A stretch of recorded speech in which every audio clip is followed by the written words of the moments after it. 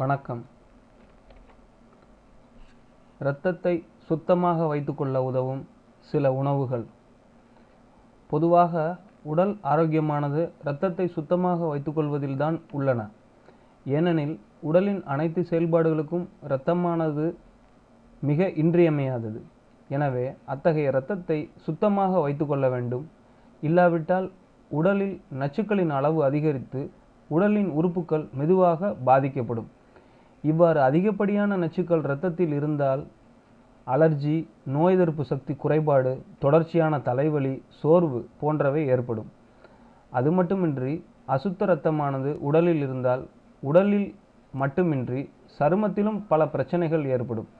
அதில் பிம்பிள், முகப்பரு, கருமை படிதல், பொலிவிழந்த சருமம் மற்றும் வறட்சியான சருமம் போன்றவை ஏற்படும். எனவேதான் கடைகளில் இரத்தத்தை சுத்திகரிக்கும் பல்வேறு மருந்துகள் உள்ளன. ஆனால் இந்த மருந்துகளால் எந்த நன்மையும் கிடைப்பதில்லை. ஆகவே இரத்தத்தை சுத்தமாக வைத்துக் கொள்வதற்கு கண்கண்ட மருந்துகளை வாங்கி சாப்பிடுவதற்கு பதிலாக கண்ட மருந்துகளை வாங்கி சாப்பிடுவதற்கு பதிலாக இரத்தத்தை சுத்தப்படுத்தும் உணவுகளை சாப்பிட்டு வந்தால் இரத்தம் சுத்தமாவதோடு உடலில் இரத்தத்தை சுத்திகரிக்கும்.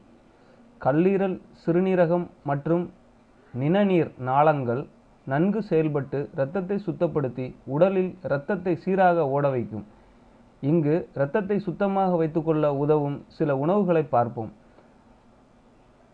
அவற்றை உணவில் சேர்த்து வந்தால் இரத்தம் சுத்தமாவதோடு சருமமும் நன்கு அழகாக மின்னும் என்று உறுதிபட கூறலாம். அதாவது வாரம் 2 முதல் 3 முறை 1 டம்ளர் முட்டைக்கோஸ் ஜூஸை குடித்து வந்தால் உடலில் உள்ள இரத்தமானது சுத்தமாகும். பச்சை இலை காய்கறிகளில் ஒன்றான காலிஃப்ளவரில் குளோரோஃபில் என்னும் இரத்தத்தில் உள்ள நச்சுக்களை வெளியேற்றும் பொருள் அதிகமாக உள்ளது. ஆகவே இந்த உணவுப் பொருளை உணவில் அதிகம் சேர்த்து கொண்டால் உடல் ஆரோக்கியமாக இருக்கும். கசப்பு தன்மையுடைய பாகற்காய் அதிகம் சாப்பிட்டால் இரத்தத்தில் உள்ள நச்சுக்கள் வெளியேறுவதோடு சர்க்கரையின் அளவையும் கட்டுப்பாட்டுடன் வைத்துக்கொள்ளும். அதிலும் பாகற்காயை வேக வைத்து சாப்பிட்டால்தான் அதன் முழு நன்மையும் பெற முடியும்.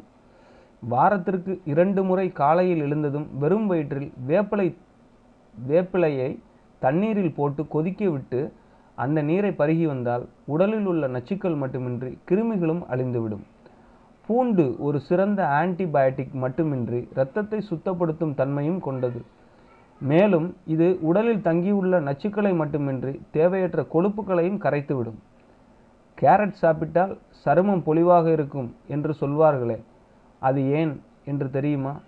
ஏனெனில் கேரட் சாப்பிட்டால் இரத்தத்தில் உள்ள நச்சுக்கள் அனைத்தும் வெளியேறும் என்பதால் தான்.